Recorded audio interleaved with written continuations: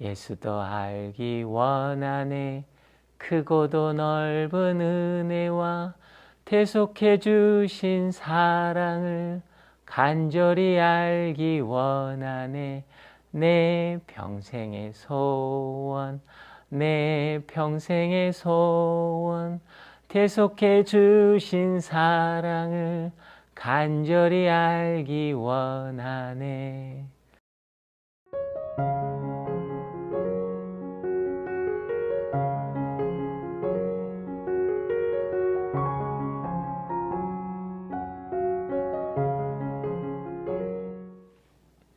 얼마 전 인터넷에서 읽은 글인데요. 함께 나누기 원합니다.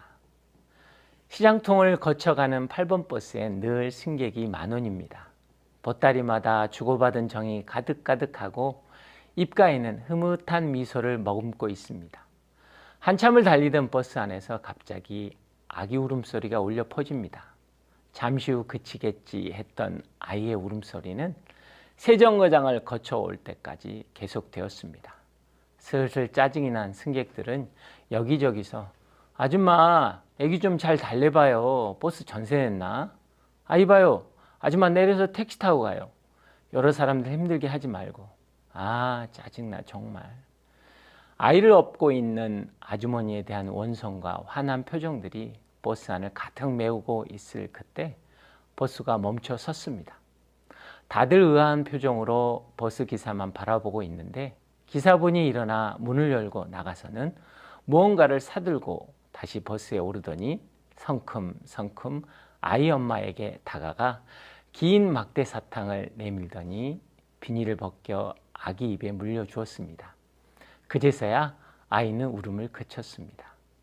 다시 버스는 출발했고 버스 안의 승객들은 언제 그랬냐는 듯 평안을 찾고 다시 이야기꽃을 피웠습니다. 다음 정거장에서 내려야 하는 아이 엄마는 버스 기사에게 다가가 고개를 숙이며 손등에 다른 손을 세워 보였습니다. 고맙습니다 라는 수화로 고마움을 표현한 아이 엄마는 듣지도 말하지도 못하는 청각 장애인이었습니다.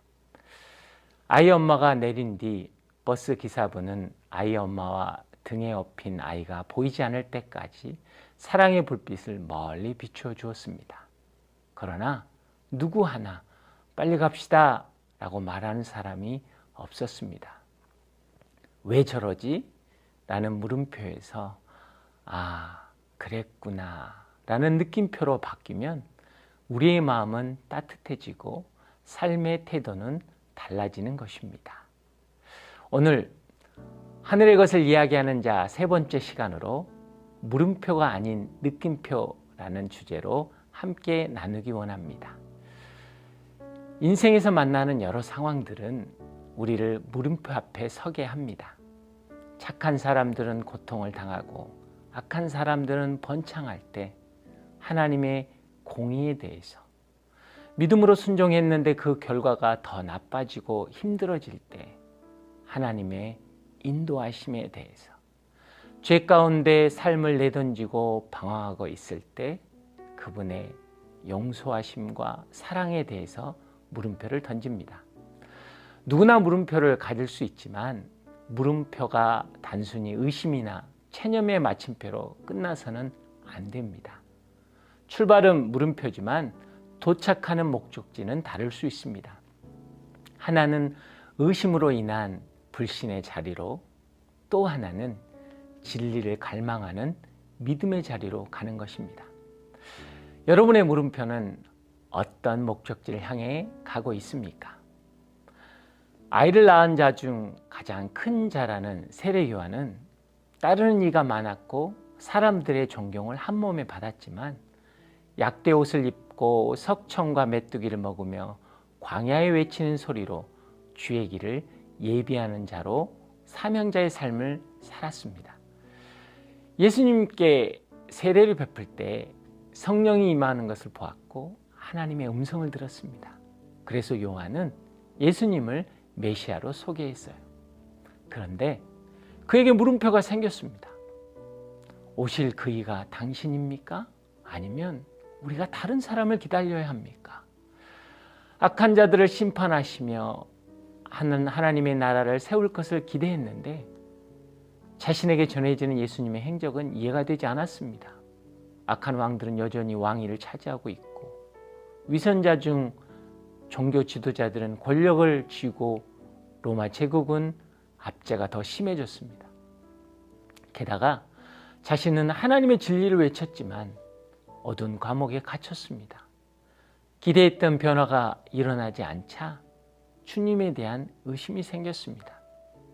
그런데 주님은 요한의 물음표에 대해서 바로 대답하지 않으시고 질병과 고통과 악한 영들에게 시달린 사람들을 고치시고 보지 못한 사람들을 보게 하시며 그 상황을 요한의 제자들에게 보게 하셨습니다. 그 후에 요한의 물음표에 대해 대답하셨습니다. 돌아가서 너희가 여기서 보고 들은 것을 요한에게 전하라. 보지 못한 사람이 다시 보고 다리를 저는 사람이 걷고 나병 환자가 깨끗해지며 듣지 못한 사람들이 듣고 죽은 사람들이 살아나고 가난한 사람들에게 복음이 전파된다고 하라. 예수님은 오실 그분이 당신입니까? 라는 요한의 물음에 맞다, 아니다 대답 대신에 당신이 하신 일에 대해서 길게 말씀하셨습니다. 왜일까요? 예수님이 대답하신 내용은 이사야서 35장, 61장에 예언되었던 메시아가 오시면 이런 일이 있을 것이라는 말씀을 그대로 성취하신 것입니다. 예수님은 요한의 물음표에 대해서 맞다, 아니다는 주장이 아니라 예언을 성취해 보여주셨습니다. 이해되지 않는 상황의 물음표를 약속된 말씀은 이루어진다는 성취의 느낌표로 답하셨습니다. 하나님은 우리 인생의 물음표가 말씀이 성취되는 느낌표로 바꿔주시길 원하십니다. 여러분, 기회라는 단어에 대해서 한번 생각해 보겠습니다. 기회의 사전적 의미는 어떠한 일을 하는데 적절한 시기나 경우인데요. 여기서 이야기하는 적절한 시기와 경우라는 의미는 성경에서 보면 누구나 이해하고 선택할 수 있는 좋은 것, 굿띵이 아니라는 것입니다. 노아에게 심판에서 살아날 기회는 산 위에 배를 만드는 것이었습니다. 상식적으로 도저히 이해할 수 없는 어리석은 행동이기에 사람들에게 조롱과 멸시를 받았습니다. 하루 이틀이 아니라 무려 120년 동안이었지요.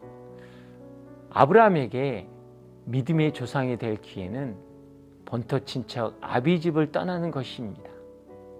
안전하고 안락한 삶을 다 포기하고 갈 바를 알지 못하는 나그네요 이방인의 삶을 살라는 것입니다. 다윗에게 이스라엘의 역사의 전면에 나오게 될 기회는 어린 목동이 누구도 감당할 수 없는 3미터가 넘는 거인 골리앗 앞에 서는 것입니다. 위기는 위험한 기회라고 하지요. 우리 앞에 놓여 있는 이해할 수 없는 물음표의 상황들은 하나님의 말씀이 이루어질 기회, 즉 하나님의 느낌표일 수 있습니다. 그래서 하늘의 것을 이야기하는 삶은 어느 문장에 물음표를 붙여야 할지 아는 사람입니다. 우리는 소명과 사명에 대해서 자주 이야기합니다. 소명은 부르심이고 사명은 보내심입니다. 그리스도인은 모두 하나님의 자녀로 부르심을 받았기에 소명받은 자입니다. 부르심의 은혜가 십자가만큼 크기에 그 사랑에 반응하는 것을 사명이라고 하지요. 제가 사역하면서 항상 불렀던 찬양은 부름받아 나선 이 몸 어디든지 가오리다. 아골골짝 빈들에도 복음 들고 가오리다가 여러분 아니었습니다. 찬송가 453장 예수도 알기 원하네 크고도 넓은 은혜와 대속해 주신 사랑을 간절히 알기 원하네. 내 평생의 소원, 내 평생의 소원, 대속해 주신 사랑을 간절히 알기 원하네. 대속해 주신 사랑을 간절히 알기 원하네. 제가 그 힘든 인디언 보호구역에 들어가서 그들과 함께 살며 사역을 할 수 있던 것은 불타는 사명감이 아니라 십자가의 은혜가 너무 커서 예수님을 사랑하는 마음 때문에 생겨난 반응이었습니다. 여러분, 소명이 분명하면 사명은 넉넉히 감당하는 것입니다. 그런데 우리는 사명 앞에 왜라는 물음표를 많이 붙입니다. 왜 저런 사람을 감당해야 합니까? 왜 이런 가정 자녀를 주셨습니까? 왜 그런 일을 해야 합니까? 왜 나만 억울하게 손해보고 참아야 합니까? 왜라는 물음표는 사명 앞에 붙이는 것이 아니라 소명 앞에 붙여야 합니다. 더럽고 악취가 풍기는 추악한 나를 왜 구원하셨습니까? 주님의 가슴에 못 박고 죄악 속에서 허우적거리는 나를 왜 붙잡고 계십니까? 이기적이고 철저하게 자기중심적인 악한 나를 왜 회복시키십니까? 저렴한 자신감에 스스로 저평가하는 연약한 나를 왜 사용하십니까? 소명 앞에 왜라는 물음표를 붙여서 고백해 보면 사명 앞에 물음표는 왜가 아닌 어떻게로 바뀌는 것입니다. 자녀에게, 배우자에게 어떻게 해야 합니까? 그 사람을 도와주려면 어떻게 해야 합니까? 어렵고 힘든 일이지만 어떻게 해야 합니까? 우리의 사명이 중요한 이유는 나에게 사명은 상대방에게 소명이 되기 때문입니다. 왜 저런 사람을 감당해야 합니까? 하나님은 나를 통해서 그 사람을 하나님의 자녀로 부르기 원하기 때문입니다. 하나님은 나를 신뢰하셔서 당신의 마음에 담긴 사명을 맡기십니다. 나의 작은 희생과 헌신의 몸짓은 천하보다 귀한 것이 되는 것입니다. 그것은 하나님의 소명을 이루는 것이기 때문입니다. 영성은 물음표를 잘 붙이는 훈련입니다. 여러분의 인생길에서 문득 왜? 라는 물음표가 떠오르면 먼저 여러분의 소명 앞에 붙여보십시오.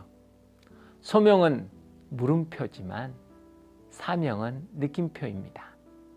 나 같은 죄를 살리신 은혜는 물음표이지만 십자가의 사랑을 바라보는 믿음은 느낌표입니다.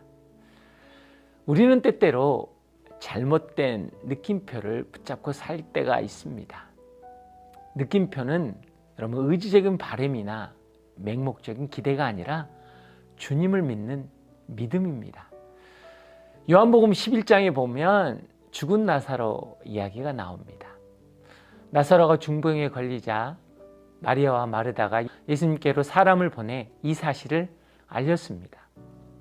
그 이야기를 듣고 예수님은 이 병은 죽을 병이 아니다. 이것은 하나님의 영광을 위한 것이요. 이 일을 통해 하나님의 아들이 영광을 받게 될 것이다 라고 말씀하시고 그리고 머물렀던 곳에서 이틀을 더 머무신 후에 유대 땅으로 돌아오셨습니다. 베다니에 도착했을 때 나사로가 죽은 지 이미 4일이 지난 후였습니다. 예수님이 오셨다는 소식을 듣고 마르다가 뛰어나가 예수님을 맞이했습니다. 그리고 이런 대화를 오고 갑니다. 주여, 주께서 여기 계셨다면 오빠가 죽지 않았을 것입니다. 지금이라도 주께서 구하시는 것은 무엇이든지 하나님께서 다 이루어 주실 줄 압니다. 예수께서 마르다에게 말씀하십니다. 내 오빠는 다시 살아날 것이다. 마르다가 대답합니다. 그가 마지막 날 부활의 때 다시 살아나리라는 것을 제가 압니다. 예수께서 마르다에게 또 말씀하시죠. 나는 부활이요 생명이니 나를 믿는 사람은 죽어도 살겠고 살아서 나를 믿는 사람은 영원히 죽지 않을 것이다. 내가 이것을 믿느냐? 마르다가 예수님께 말했습니다. 내 주여, 주는 세상에 오실 그리스도이시며 하나님의 아들이심을 제가 믿습니다. 그랬더니 예수님께서 말씀하십니다. 돌을 옮겨 놓아라. 그런데 마르다가 이렇게 말합니다. 하지만 주여, 그가 저기 있는지 4일이나 돼 벌써 냄새가 납니다. 마르다는 하나님의 전지전능하심을 믿고 부활의 신앙을 가졌고 주는 그리스도요 하나님의 아들입니다라는 분명한 신앙 고백이 있었습니다. 그녀의 신앙 고백은 느낌표였습니다. 그러나 안타깝게도 그녀의 느낌표는 기독교인이라면 누구나 알고 있는 일반적인 신앙 고백이었지 지금 나사로가 살아날 것이라는 개인적인 믿음의 고백이 아니었습니다. 예수님 앞에서는 예스라는 느낌표지만 무덤 앞에서는 노라는 느낌표였습니다. 예배당 안에서는 아멘을 외치지만 삶의 현장에서는 노멘을 외치는 것이지요. 교회에서 사역 가운데 순모임 나눔 안에서는 예스인데 내 자녀를 바라보고 가정 안에서 삶의 현장 안에서는 노입니다. 신앙생활은 잘하는데 생활신앙이 안 되는 것입니다. 여러분, 신앙생활 속에서 말하는 느낌표는 일반적인 신앙 고백이지만 생활신앙 속에서 말하는 느낌표는 개인적인 믿음의 고백입니다. 하지만 마르다의 믿음 없는 신앙 고백 앞에서 예수님은 역사하셨습니다. 왜일까요? 예수님의 느낌표는 우리의 가능성이 아니라 하나님의 사랑에 기초하기 때문입니다. 우리의 느낌표는 화려한 미사오가 달린 긴 기도문이 아니라 짧지만 확실한 신뢰가 담긴 할렐루야, 아멘이면 충분합니다. 우리는 세상에게 우리의 자신의 물음표를 맡기고 살아왔습니다. 아이들 학원 보내는 것도, 대학 가는 것도, 전공을 정하는 것도, 취업을 준비하고 회사를 선택하는 것도 세상의 가치관이나 경제적인 논리에 물어보고 시대적인 흐름에 맡겨버렸습니다. 그래서 세상은 느낌표였던 우리의 삶을 물음표로 바꾸어 버렸습니다. 잘생기지도 예쁘지도 않고 스펙이나 능력도 부정한데 소중한 존재라고? 방황하고 어긋나 버렸는데 잘 될 것 같아? 우리의 가치나 존재성을 물음표로 바꿔버렸습니다. 그러나 기억하십시오. 하나님은 우리 없이 사는 것보다 당신이 죽는 것을 선택하셨습니다. 왜요? 우리는 하나님께 너무나 소중한 존재이기 때문입니다. 세상에게 여러분의 물음표를 맡기지 마십시오. 그리스도인이 물음표를 가지고 살아간다는 것은 결코 믿음이 없는 잘못된 일은 아닙니다. 그 물음표가 하나님의 사랑 안에서 약속된 말씀을 이룰 때 새롭게 변화되는 느낌표가 되는 것입니다. 거친 파도처럼 밀려오는 세상의 물음표 앞에서 거친 파도 위를 걸어오시는 주님을 바라보고 파도야 잠잠하라는 말씀이 삶의 느낌표가 되기를 축복합니다.